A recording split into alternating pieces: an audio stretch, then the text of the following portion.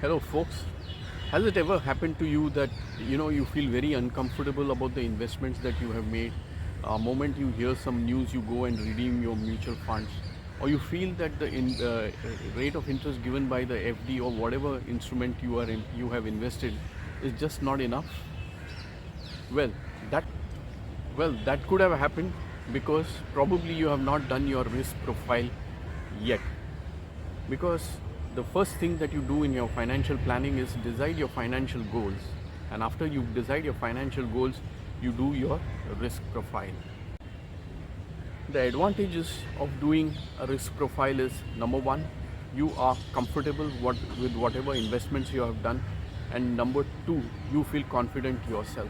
And you can The advantage of doing a risk profile is that you can share it with your financial planner, so that he or she can give you financial advice, or financial advice on financial instruments that are in line with your risk profile. By doing that, you will feel much more comfortable with your investment and probably feel more confident about your investments.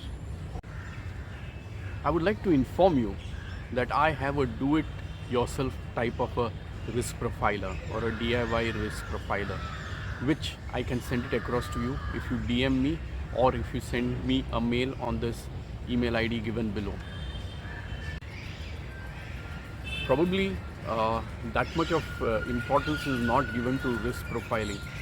So I request you to please share this video with as many people as possible, so that it can benefit everyone. Another request is, please subscribe, share and like my video channel, The Financial Freedom Guy. Bye till the next video. Take care.